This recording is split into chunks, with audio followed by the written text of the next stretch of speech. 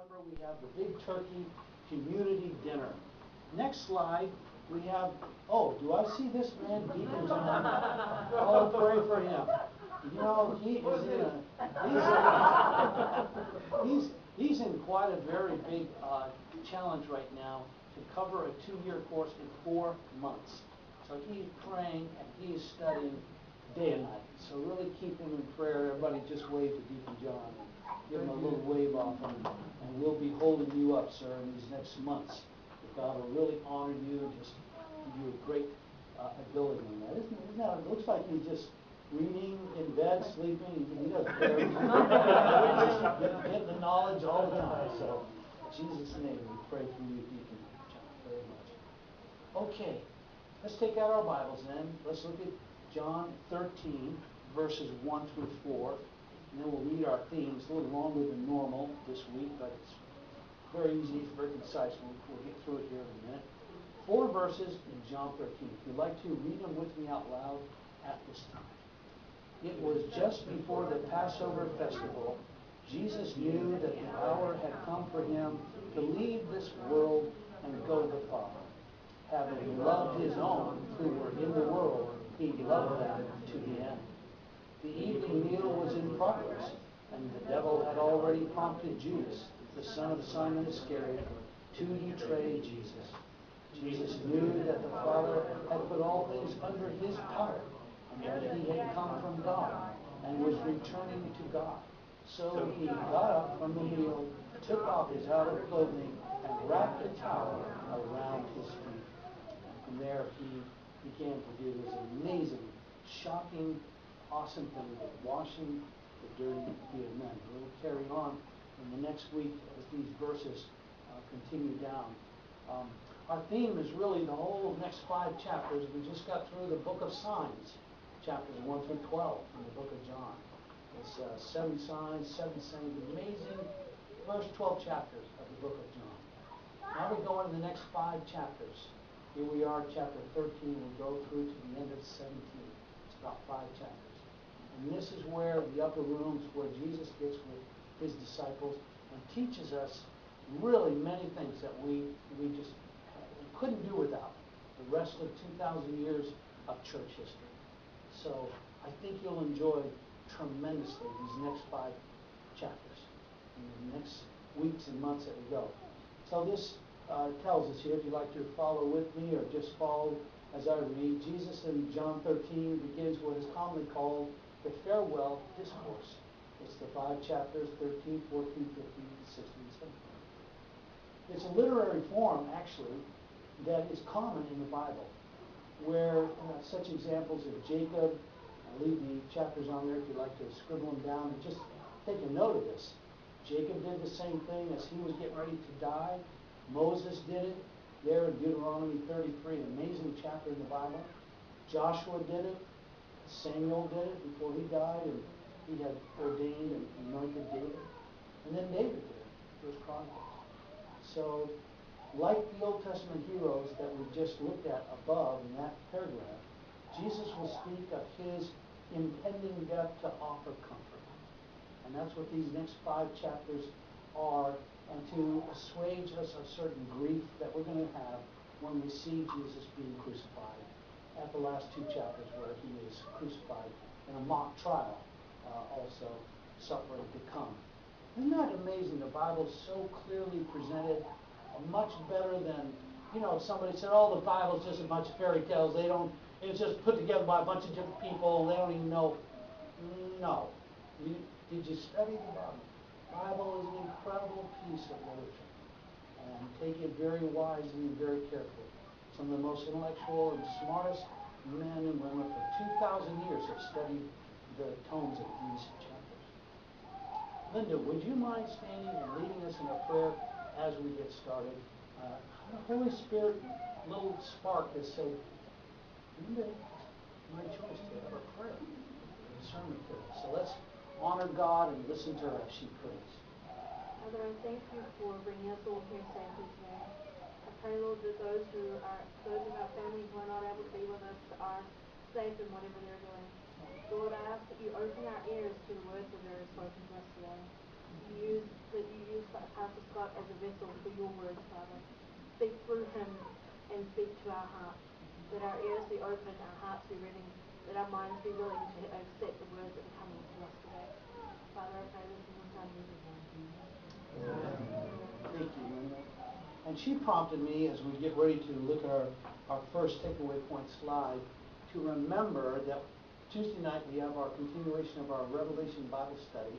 And I believe, Mark, I owe you an apology. You want to meet together? Yeah. Let's do it. 6:30.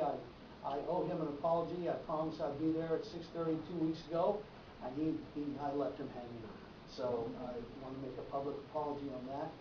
And he's the type of guy, though, by the way, when I think I mentioned, he goes, "What are you talking about? I don't know what you're talking about." So thank you very much. That was very sweet of you, I forgot. brother and sir. But in the meantime, keep that in the back of your mind. We just want to keep the Word of God flourishing in our lives in the middle of the week, in the weekend, and keep that influence coming on us. I think of you who are here for Chuseok traveling, maybe only in town a little bit. Thank you for coming in, and bless you so much as you minister and touch your families, and they touch our lives.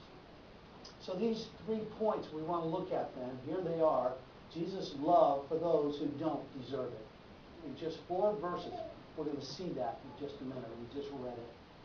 Anyone here feel they may be in that category? Jesus loved people who didn't deserve it? Yeah, I think all of our hands go up. Did we deserve the love of God? The blood of Christ shed for us? No. I don't think any of us deserved it, but we're going to see it beautifully. Number 2, his example. How he makes this claim, and then he gives it as a demonstration. His love is amazing. Not only did he die on the cross, we know about that, but he does what we just read. He washes the dirty feet of men. What a example to us. What a demonstration of what he's talking about. How to love. Love strong.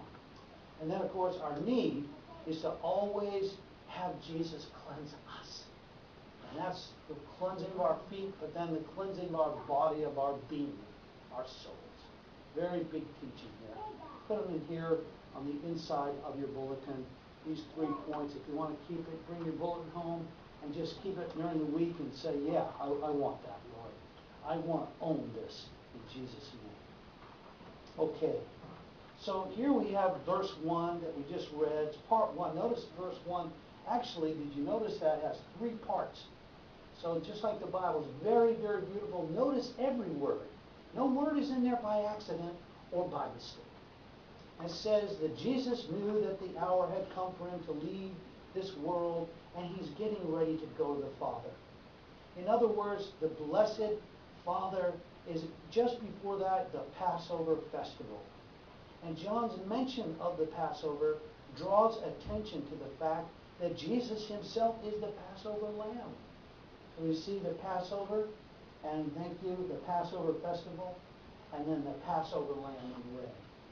That's exactly on the day that they annually, because of Exodus 12, had the blood of the lambs over the doorposts in Exodus 12.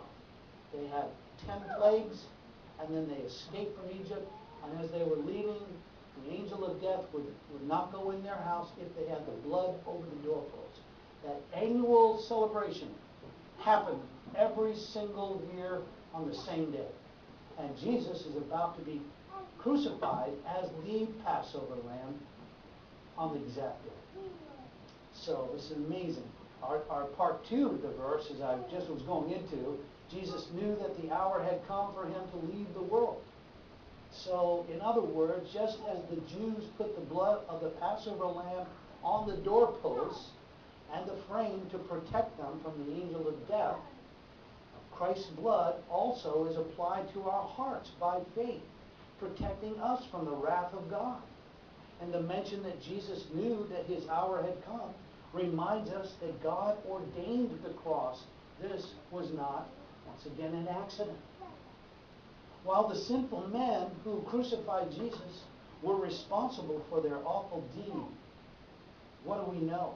At the same time, the cross was predestined by God. Jesus knew in the Father's plan, he was ready, And it says in Acts 2, a verse I don't have on the screen, Acts 2:22, that the triumvirate council of the triune God had decided, this is all organized exactly to take care of the requirements because of the justice of God, that sin would be paid for as a substitute for us. Amazing Old Testament shadows and typology, and Jesus is the Lamb of God. So Acts 4, just to make sure we capture this, 27, 28, describes about this, that this cross that Jesus is going through is not an accident or he lost control of the situation. It says that the people's plot in vain. Let's read it together. The people's plot in vain against the Lord and against his anointed one. This was known. This is actually a quote from Psalm chapter 2. It was known this was going to happen by the prophets prophesying about it, that the cross would take place. He deliberately laid aside his glory. He took on the form of a slave and became obedient to death on the cross. Then, after his resurrection from the dead, he returned to the Father in glory. But don't miss the next point.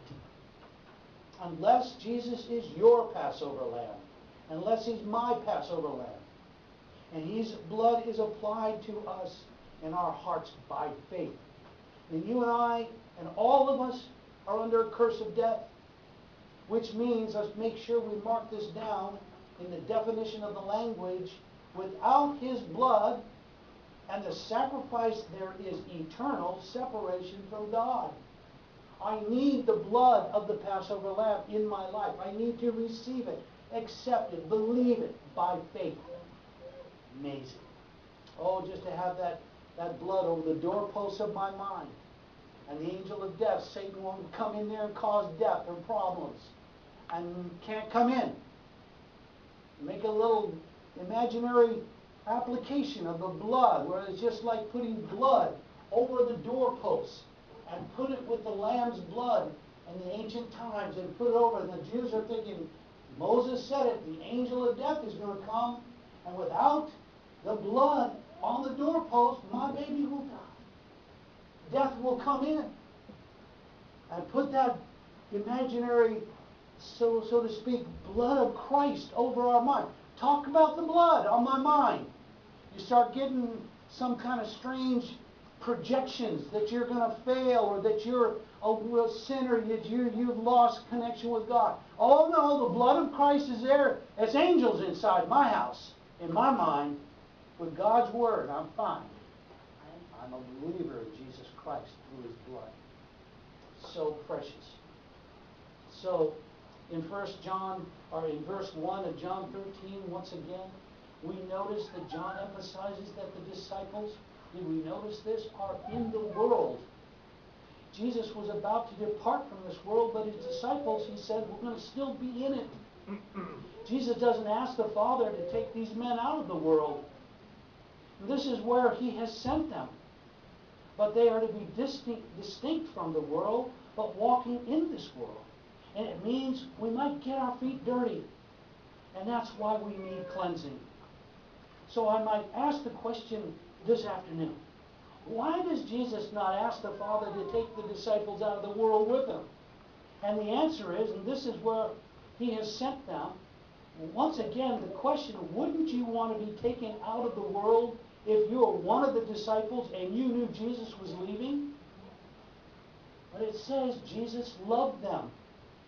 And the disciples, this meant everything. It states that Jesus loved his own to the very end. Notice the deep commitment in the language.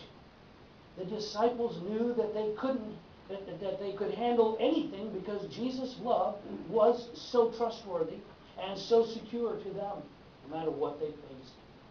He'll never leave them nor forsake them, and they knew it, and that their mission would be given this assurance in their heart. I'll love you to the very end. Now, I'll try to put this in a little bit of a formation here on our next slide. I think it's, okay, then even one past that one. Here we have it. And I notice it says world and own. Now, interestingly, underneath the word cosmos, the Greek word for world. It is actually used 176 times in the New Testament and 56 times just in the book of John. The world was on Christ's mind. And the world must be on our mind to know about it, how to love it. But also, His own. That's also on His mind. Who are His own? We'll look at that in just a second. Love is one. Let's read this little back on the side there. Love is one of the greatest motivations in the world. When someone loves you, it gives you hope and strength. And when you feel unloved or rejected by someone that you love, it can be. It's amazing to see how much God loved them, His own. Now notice it's connected in the next slide to He loved them to the end. His own, He loved them. He showed them the last proof of His love before His death. And what was that proof? What immediately comes next is the answer. Jesus expresses it by means of washing their feet. And we'll see it in a minute. He washed their feet in verse 5. So the idea of loving them completely actually is a phrase that's very powerful. And I want each one of us to remember it and hopefully concentrate on this part. Are you with me? He loved us to the very end. There's another verse that uses the saying, He loved us so strongly to the very end. It's actually in 1 Thessalonians 2:16, which is a completely different message there by Paul. But it's the same Greek word about so full of love. In this case, there had been some detractors from Paul's work in Thessalonica in the gospel, and he was very upset about it because they were Judaizers, keeping the people from hearing the gospel. And he actually says, I hope they get what is coming to them, that will heap up their sins to the limit of judgment on them for doing that. And they would just be killing Christians and hurting them and deceiving them and lying about Paul. It says the wrath of God has come upon them at last. He wanted, you think, oh, I didn't expect that verse in there, but I'm just using the same Greek word, but it is in the Bible, by the way. And Paul, the leader at that time, prayed it. I don't know, all of us would have to pray that all the time. But in his case, he prayed, I hope those evil people get heaped up on them so much. Well, in our case, we're getting from here, John 13. Okay, we can go on to the next slide, but we want that much the same idea heaped up to us, how much He loves us to the very end. And somebody says, well, I don't know if I can go all the way with you. I can't go all that way. Well, why not? You're my partner, or you're my friend, or what's wrong? Well, I can't. I don't want to identify with you, or you're going to go, Jesus Christ didn't play that game. He loved us to the very end. Jonah was in the belly of the whale. I don't know what any of us might be in sometimes. Looking up. How did I get here? Oh my God, I'm lost. It's over. And Jonah 2 verse 1 said, and Jonah prayed, and Jesus was there. Birthed him right up out of the belly of the whale. Kept using Jonah mightily in the city of Nineveh. He loves us to the very end. What a verse in the Bible. John 13:1 starts the farewell address, the next 5 chapters. That early verse 1. Don't forget it. Somebody says, well, I don't know. That person's gone through some pretty weird things, and they're really sinned, and they're like, guess what? If they're open somehow, whatever. I know this. Jesus will let them to the very end. So precious. He expressed a special love for His disciples. They were His own. He loves them. Paul says it, if you've been reading while I've kind of been talking there, Ephesians 5:25. Let's say it together. Christ loved the church and gave Himself up for her. Next, notice John contrasts Jesus' love for His own. And verse 2, who's mentioned next? Not His own. Judas Iscariot. Always the contrast. Light versus darkness. The evening meal was in progress, and the devil had already prompted Judas very clear description in the Bible that there is a devil and he's involved. And the son of Judas was in his son Simon Iscariot. So there's not another Judas, which there were some great guys named Judas. So it's always mentioned, when it's mentioned Judas, it's Judas the one, the son of Judas Iscariot. So don't mess me up thinking I'm that guy. That's what's being said here regarding the other Judases. Jesus loved Judas. There was no problem with that. Even though he was making the connection with the forces of evil. He washed Judas's feet, and even before he went out to betray him. See, Jesus has known all along about Judas, but it didn't stop him from loving him. I want to make sure we get that clear. And that's what our message should be to the world. We might say, they're doing some bad things. The church is going to love them. The door is open. The church is going to love them. We have our, absolutes and standards, and we can't betray that and contrast that with some kind of flagrant, false message. But we will love them, and we'll love them good. We'll love them so big. And that's the amazing thing. Even Satan was the immediate force behind Judas' betrayal, yet at the same time it comes right back on us. Judas himself was the one responsible for his awful sin. He rejected the love of Jesus. Some point in his journey with Jesus, he made the final conclusion, whereas the other disciples knew it, loved it, and received it personally. He gives us a little side message, maybe. All of us could go there. God forbid. We're all part of maybe a dark cauldron of black unbelief that could take over us. God forbid, please, Lord, that's not going to happen to me. Sometimes somebody told me, well, you could be a sinner. Well, yeah, I know I could be, but it ain't going to happen here. You just got to make the statement. Put up the wall. As soon as Satan says, oh, I think I'm getting you right on the clutch, right? No, you are not. I may have fallen, but I am not in that. Oh, no. And make sure our definition is clear, because this is an example of what could happen. God forbid. It says in Acts chapter 1 that Satan went in with Judas, and Judas went to his place. Incomprehensible. You can't comprehend it. Right. So we go on. We know for us individually, I know what I must do. I believe. I may be weak as a shaking leaf in fall, the last leaf on the branch, but I believe. I'm with you, oh God. And you can restore me. You can get me out of what I need to do right. And David said it in Psalm 56, before thee and thee only have I sinned. So then God gives me the spank. That's between me and God. And then I got to respond. Oh, it's so much better to be like that with God. So can I ask you this question this afternoon? In spite of being deeply aware that we don't deserve it, do each of us kind of have a love for Christ and we kind of know what's going on? I want you to know the love of Christ.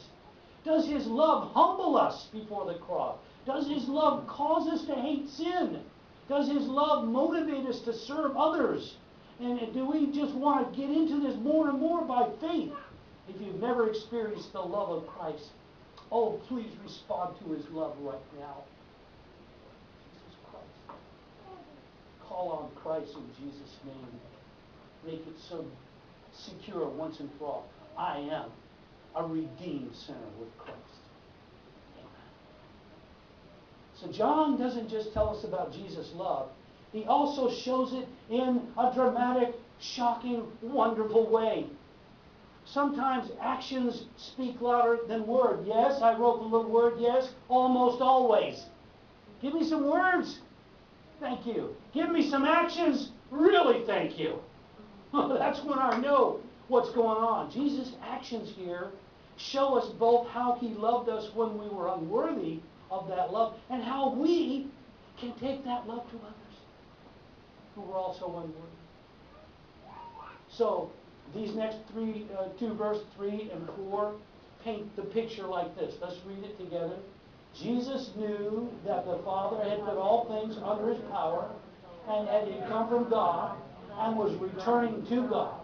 So he got up from the meal, took off his outer clothing, and wrapped a towel around his waist. Now, this amazing thing that we're going to see here is that this is so uncommon. It's so unusual. The hands that control the universe. What a picture. It says Jesus knew the Father put all things under his power and that he had come from God and was returning to God. Jesus Christ is all everything. The creator of the universe. The one whose hands who threw out the stars of the universe that go on for trillions of stars. The largest star so far that the Hubble instrument, have you remembered what it's called? Canis Majoris. The Latin word for big dog. 100,000 Earths can fit inside that one star. It's so huge. Just and God created. We can't even imagine the hand of God is now going to wash the feet of men. Can we imagine this, the dirty feet of the undeserving apostles? Let God wash us. So important. To understand this incident, we need to know about this washing. I just put this in here. Dr. Carson talks about this. Friends did not wash their friends' feet. These are only for the slaves to do. And the ancient literature, superior washing the feet of an inferior is absolutely unknown. They've never had that except the one occasion of John 13 in the Bible. So God, who wants us to be humble, showed us how to be humble. And by him doing it, they said, my Lord and my God. How can we serve but by love? Now, Luke 22 tells us what's going on here. While he's getting ready to wash their feet, he's thought it through. And I think our next slide will go here and tell us, and then one more after that. Luke 22 tells us an amazing verse. Let's read it together. The disciples hadn't washed one another's feet yet because they were arguing about who's the greatest. Who cares what they were arguing about? That's just what they had at that time. They were probably always thinking about something. You know what? Let's don't do that. Please, it's so good to be humble. There it is. Let's read it. The greatest among you must become like the youngest, and the leader like the servant. For who is greater, the one who reclines at the table, or the one who serves? I'm among you as the one who serves. It couldn't be any clearer. And to illustrate this, we see Philippians 2. Another great little thing, Syntyche and Euodias. Two ladies mentioned by name in the Bible. You get your name mentioned in the Bible, and the Bible never ends. That's pretty. And they were like, always going at it. And they got their name in the Bible for that. But it's redemptive. God redeemed it. And Paul said about these two ladies who are always having arguments in the church at Philippi, this is what he said. Don't do anything of selfish ambition or empty pride, but with humility of mind. Regard one another more important than yourselves. Have the interests of others weigh more of them than of yourself. And this is the emphasis. By the way, don't you think the eternal Son of God, to whom the Father had given all things into his hands, Jesus certainly had the right for the disciples to wash his feet? I think so. Let's do everything we can. When we think, hey, why aren't you doing more for me? How come I'm not mentioning this? How come I don't get this? You know what? That's not it. Let's just think, I hope they get many blessings. They get many more. That's all I want. Bless them. Strangely enough, it's easy to serve or to give to others, strangely, out of pride. Now, watch this. This is actually mentioned here in a minute. It says that, like Peter, he was embarrassed to think that Jesus would wash his feet. He says, no, Lord, you shall never wash my feet.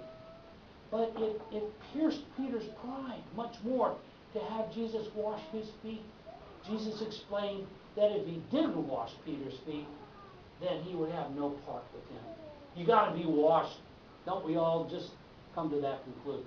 Every one of us has got to step under the shower of the blood of Christ, the fountain of his blood. When I come in here and pray, those of you know I come in here and pray every morning, 6:30, and I just pray that this pulpit will be just like a big fountain of the blood of Christ every service. The message, the word, the fellowship, the atmosphere. And you just be like on a hot summer day as if it was a fountain in Rome or something. Just, whoo, it feels so good. With the blood of Christ, the mystical way of God, forgiveness, freshness, cleansing, healing. I want to get rid of that thing and the thing. I'm going out there and I'm going to deal with some things. Because it's so